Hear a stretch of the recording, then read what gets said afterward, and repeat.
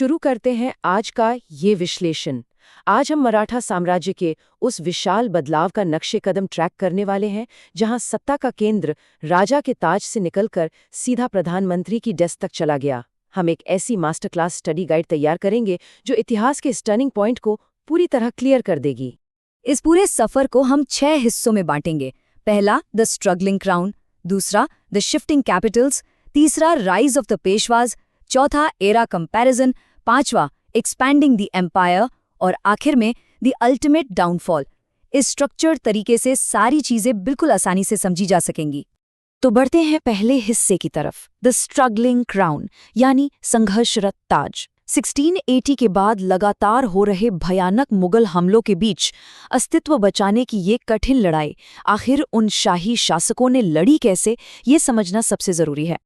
ये टाइमलाइन बिल्कुल परफेक्ट तरीके से दिखाती है उन प्रमुख छत्रपतिस को जिन्होंने दशकों तक चलने वाले इन ग्रूलिंग युद्धों में विरोध को जिंदा रखा। 1680 से 1689 तक संभाजी महाराज, फिर 1700 तक राजाराम, उसके बाद 1707 तक ताराबाई का नेतृत्व और आखिर में 1749 तक शाहूजी महाराज। ये सिर्फ अलग अलग दौर नहीं है, बल्कि सर्वाइवल का एक लंबा और मुश्किल संघर्ष था।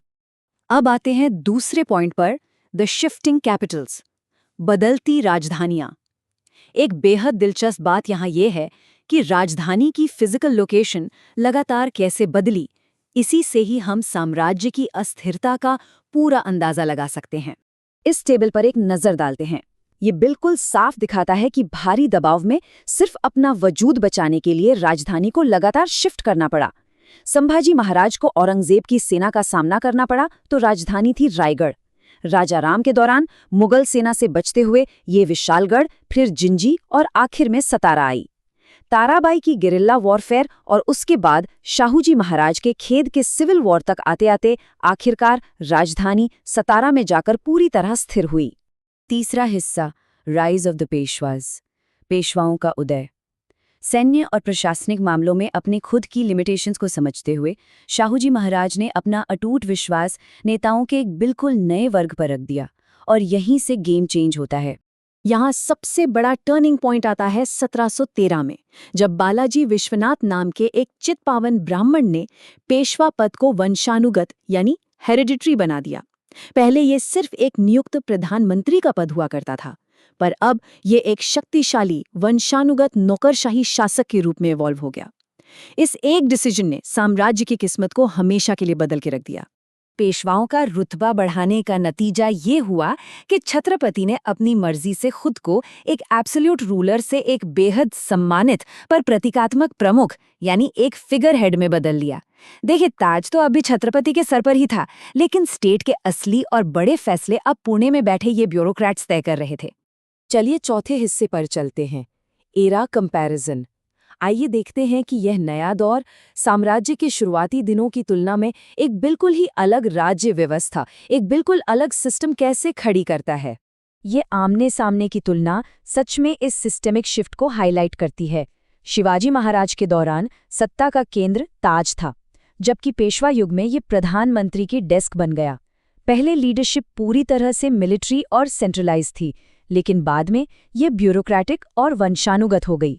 स्ट्रैटेजी के मामले में भी जहां शुरुआत में रक्षा और कंसोलिडेशन पर फोकस था, वहीं पेशवा युग में अग्रेसिव एक्सपेंशन एक नया लक्ष्य बन गया। इन दोनों गवर्नेंस स्टाइल्स में जमीन आसमान का अंतर था। शुरुआती राजाओं के डायरेक्ट रॉयल रूल और एब्सोल्यूट लॉयल्टी की जगह अब सोफिस्टिकेटेड कूटनीति ने ले ली थी। छत्रपति का शासन मिलिट्री फोकस्ड और सेंट्रलाइज था, वहीं दूसरी तरफ चित्पावन पेशवा का शासन कॉम्प्लेक्स डिप्लोमेसी, पेपरवर्क और डिसेंट्रलाइज्ड एक्सपेंशनिस्ट स्ट्रैटेजीज पर चलने लगा था। पांचवा हिस्सा, एक्सपैंडिंग द एम्पायर। ये नई ब्यूरोक्रेटिक मशीन दूसरे पेशवा बाजीराव प्रथम के वक्त अपनी पीक इफेक्टिवनेस पर पहुंच गई थी। 40 मराठा नेपोलियन की उपाधि पाने वाले बाजीराव प्रथम ने अपने जीवन में 40 बड़े युद्ध लड़े, और सबसे हैरानी की बात पता है क्या है? उन्हें एक में भी हार का सामना नहीं करना पड़ा। 0 डिफीट्स। ये नंबर अपने आप में उनकी ताकत की गवाही देता है। उनका एक्सपेंशनिस्ट अप्रोच बेहद निर्मम और शानदार था। उनके माइलस्टोन्स पर गौर करें तो 1728 के पालखेड़ युद्ध में निज़ाम उल मुल्क को 2 बार हराया, गुजरात तक अपना डोमिनियन बढ़ाया, 1737 में पूरे साहस के साथ दिल्ली पर कब्जा किया और फिर 1739 में बसेन में पुर्तगालियों को हराया। बुंदेलखंड की मदद करना और मस्तानी से विवाह भी उन्हीं के महान काल का हिस्सा है।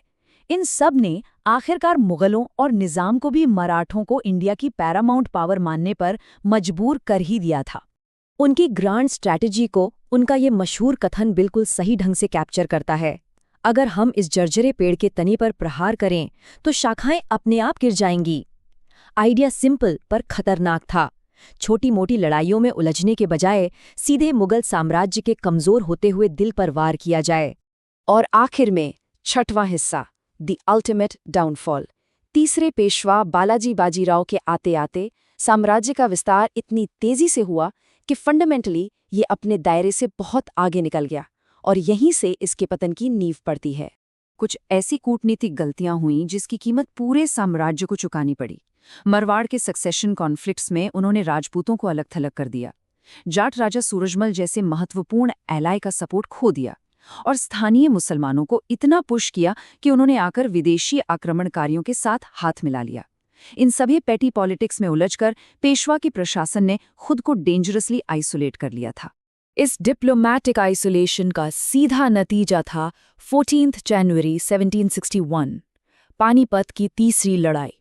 एक ऐसी अनुभवहीन मराठा कमांड उत्तर की तरफ निकल पड़ी जिसे अहमद शाह अब्दाली की बेहद सीजन्ड और खतरनाक ईरानी सेना का सामना करना था। ये एक ऐसी भूल थी जिसने सब कुछ बदल दिया। 5 लाख मराठा कैंप उस वक्त खतरनाक रूप से फूलकर आधा मिलियन लोगों तक पहुंच गया था। इस भारी भीड़ में अनट्रेंड सिविलियंस थे, तीर्थयात्री थे और प्लानिंग का पूरी तरह से अभाव था। एक यूनिफाइड वॉर मशीन होने के बजाय ये कैंप लायबिलिटीज से भर चुका था। नतीजन मराठाओं को इस युद्ध में अकल्पनीय नुकसान उठाना पड़ा। इस सदमे से तीसरे पेशवा की मृत्यु हो गई। जो साम्राज्य इतना विशाल और एकजुट था, वो सिंधिया और होलकर जैसे अलग अलग फ्रैगमेंटेड परिवारों के हाथों में बुरी तरह बिखर गया। ये डिसेंट्रलाइज सिस्टम आखिरकार इस भारी प्रेशर के आगे टूट ही गया। जैसे हम आज के इस विश्लेषण को खत्म करते हैं, एक सवाल दिमाग में जरूर छोड़ जाना चाहेंगे। एक बार इस पर विचार कीजिए, क्या सच्ची सत्ता वाकई उसके पास होती है जो ताज पहनता है, या उसके पास जो डेस्क से बैठकर स्टेट को मैनेज करता है?